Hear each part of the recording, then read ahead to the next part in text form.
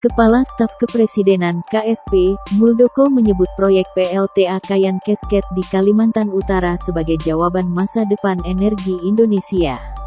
Hal itu ia sampaikan usai acara penandatangan perjanjian kerja sama proyek transisi energi antara PLN dan Sumitomo Corporation di sela-sela perhelatan G20 di Hotel Intercontinental Sanur Denpasar, Minggu, tanggal 13 November tahun 2022.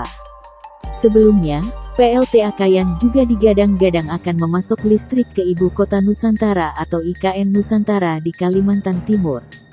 Ia mengatakan groundbreaking atau peletakan batu pertama proyek PLTA Kayan Cascade akan dilakukan pada Desember tahun 2022.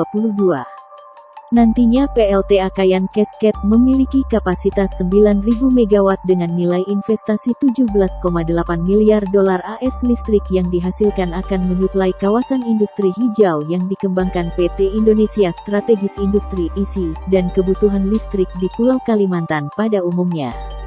Proyek ini diharapkan bisa membantu pemerintah mencapai target pengurangan emisi karbon seperti yang tertera dalam Paris Agreement dan COP26 terkait ekonomi hijau. Pemerintah menegaskan komitmen Indonesia dalam pemenuhan Net Zero Emission (NZE) pada tahun 2060 atau lebih cepat. Muldoko mengatakan bahwa PLTA Kayan Cascade akan jadi salah satu peninggalan pemerintahan Presiden Jokowi.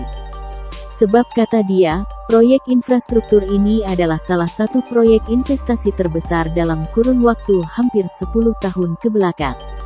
Hadir dalam acara tersebut, Kepala KSP Muldoko, Direktur Utama PLN Darmawan Prasojo, Presiden Direktur Sumitomo Corporation Masayuki Hyodo, Duta Besar Jepang untuk Indonesia Kenji Kanasugi, dan Kepala Perwakilan Sumitomo di Indonesia Eko Hadi Permana. Adapun dari PT Kayan Hydro Energy (KHE), hadir Direktur Utama Andrew Suryali. Diketahui, Kementerian PUPR sedang kejar tayang menyelesaikan proyek perumahan bagi pekerja konstruksi yang akan mengerjakan pelbagai proyek Ibu Kota Nusantara. Para pekerja proyek IKN seperti pembangunan Istana Negara, lalu gedung DPR RI dan lembaga negara lainnya membutuhkan kehadiran hampir 200.000 tenaga kerja dari luar wilayah Penajam Pasir Utara. Karena itu mereka membutuhkan tempat tinggal yang layak agar bisa fokus untuk bekerja membangun proyek IKN Nusantara.